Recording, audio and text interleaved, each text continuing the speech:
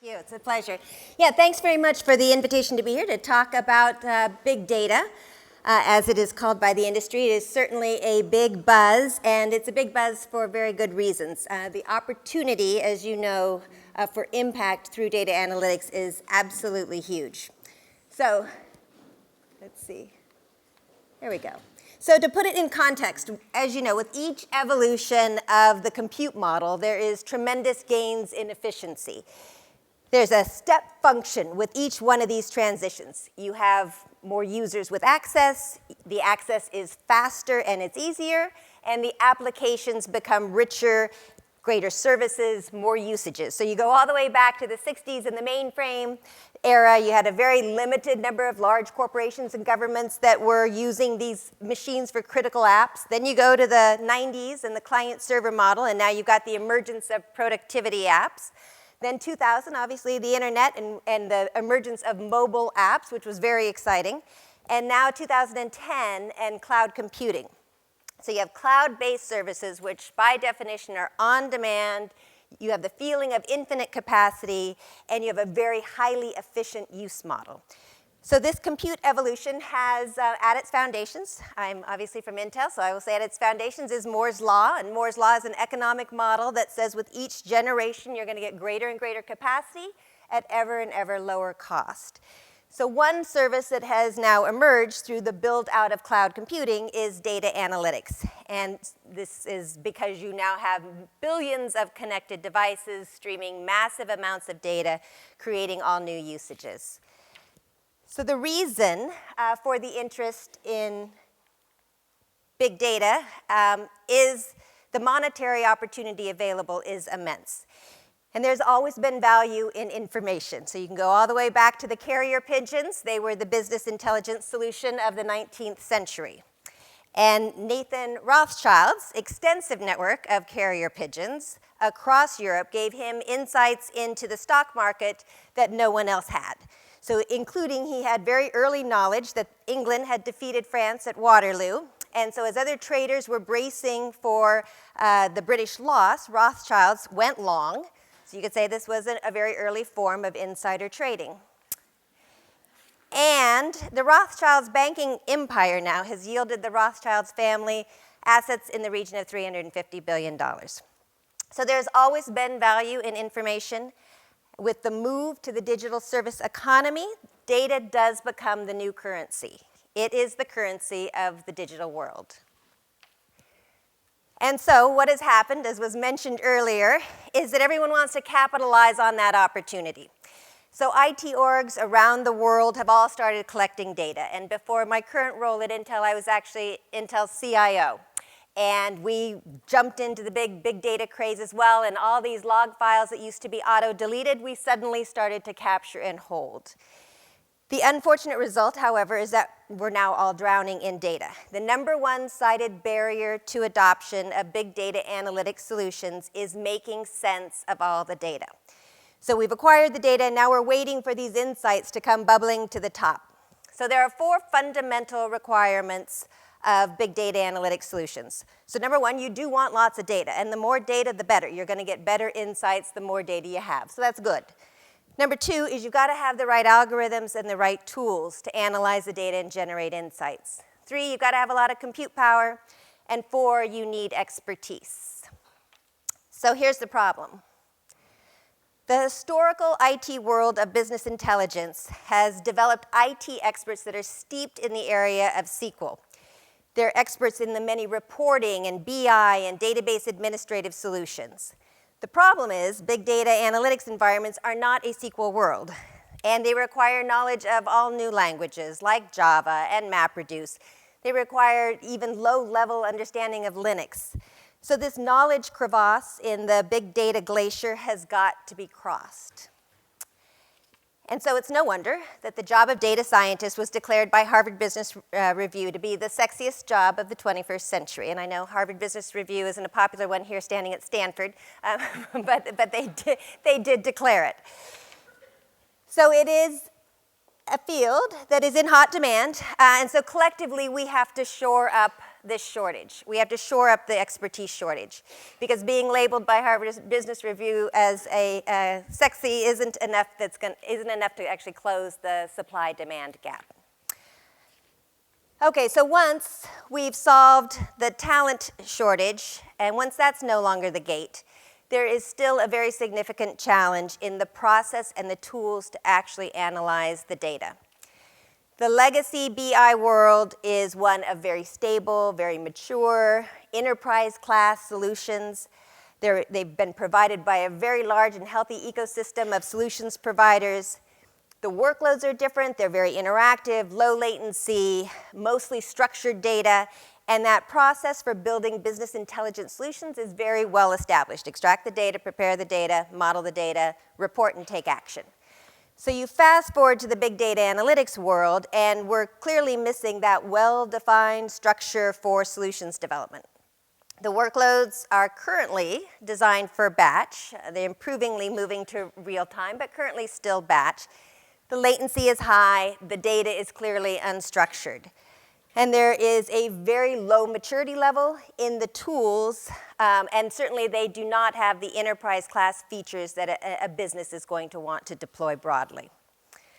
So this gap then creates a big opportunity for invention by all of us. And I had the opportunity to interview the #1 ranked data scientist on Kaggle. So Kaggle's the platform for analytics competitions that you may have looked into. The #1 ranked data scientist is Owen Zhang, and I was trying to understand, what does he attribute his success to? And he actually said he started as a sorcerer's apprentice, and that was what got him into the data analytics world. And I actually think he was being serious. So, if you think about it, though, the process, and as Owen describes it, the process is very complex. You have to explore this massive amount of data. You have to search for the right algorithm, and we're swimming in algorithms as well.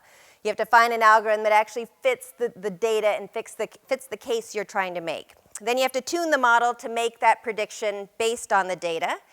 Test it over and over again with as much data as you can obtain to gain confidence that the model is actually accurate. Deploy it out into production, and then continue to monitor and continually improve the accuracy of the model through machine learning. So it is an incredibly complex process. And we know that there is part of every one of these big data analytics solutions that is going to be unique to the customer and unique to the market segment. But there is also a very large part of the solution that is reusable. There's common reusable elements that we believe can be addressed through an open source platform. And so in my current group at Intel, we tackled this problem, and we developed and now have deployed an open source solution called TAP, so Trusted Analytics Platform. So it's a platform as a service. It's open and available for data scientists and application developers to build and deploy apps. It's hosted on Amazon Web Services, on Rackspace, on some hosters in Europe.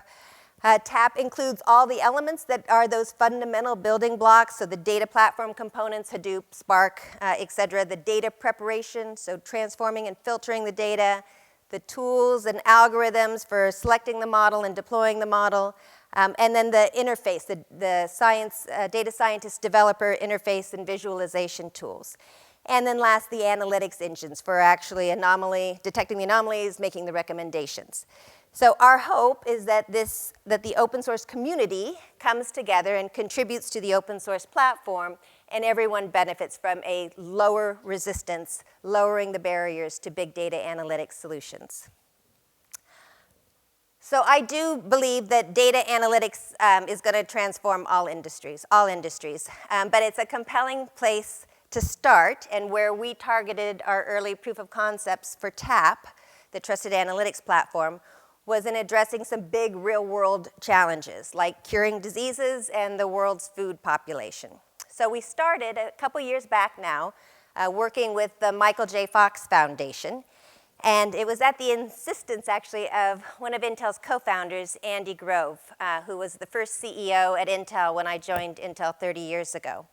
And Andy, unfortunately, is suffering from Parkinson's disease. So when he heard that I had moved out from being Intel's CIO to running the data center business and having responsibility for our big data analytics platform, he called me up and yelled at me and said, "Diane, go fix it." So I had the task of going and fixing the situation. And if you know Andy Grove, failure is no option. So we engaged with Andy's Research Institute as well as the Michael J. Fox Foundation. And what we did is we deployed wearable devices to those suffering from Parkinson's disease, and then using a big data analytics solution to improve the research and treatment for Parkinson's. So we're tracking now 300 events per second per patient, 24/7, on nearly 1,000 patients. So we track their steps, the tremors in their hands, their sleep patterns. And obviously, the more patient data we can collect, the more accurate the machine learning algorithms, the more accurate the models. So the data then is secured, and it's securely shared across research institutes around the world. So we unleash then all the brilliant researchers that have had theories on Parkinson's disease, on the treatments and on the disease progression, but they lacked the data and the insights to prove out those theories. Our second proof of concept was also in the health industry, and this is around curing cancer through precision medicine. So today, as you probably know, cancer patients are treated with a one-size-fits-all kind of standard care approach. So in reality, we all have very unique genetic makeup. Diseases have their own unique genetic profiles. And hence today, two people with the exact same advanced cancer will receive the exact same treatment, and one will live and one will die. And researchers don't know why. So in 2014, we announced an all-in-one-day initiative. And by that, we said we would collaborate with the industry to enable the sequencing of a full genome sequence, identify the genes, the fundamental genes that are causing the cancer, and then create the means to build a personalized treatment based on that cancerous tumor, and do that all in one day.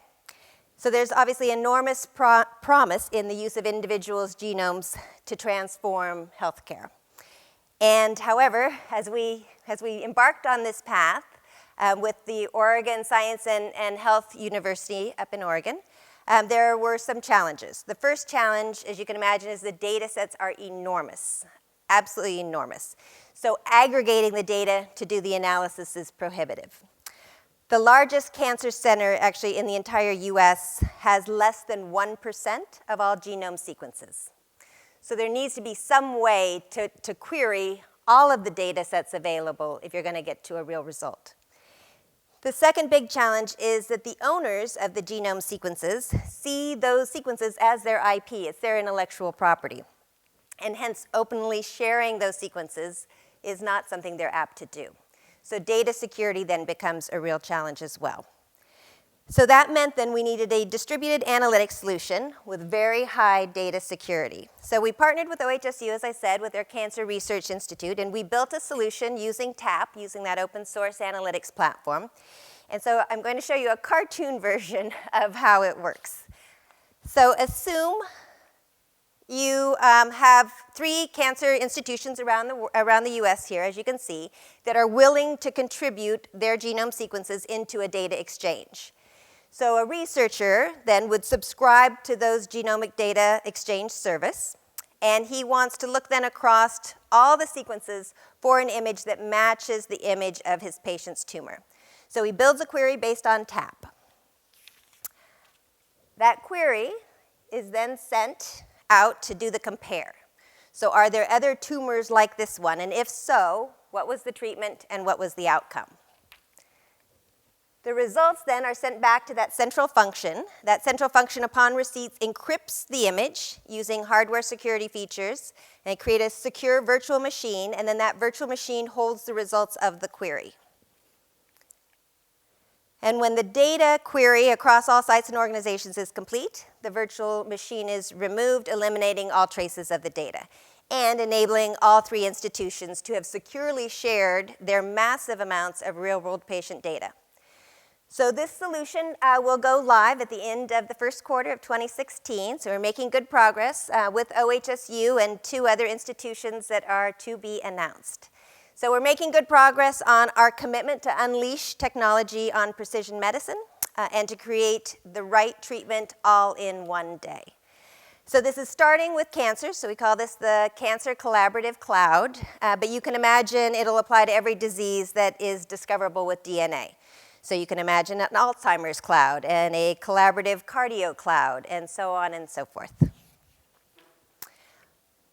In the area of food production, we've been working with a small startup called FarmLogs, and they're a data science startup that's helping farmers maximize their crop productivity.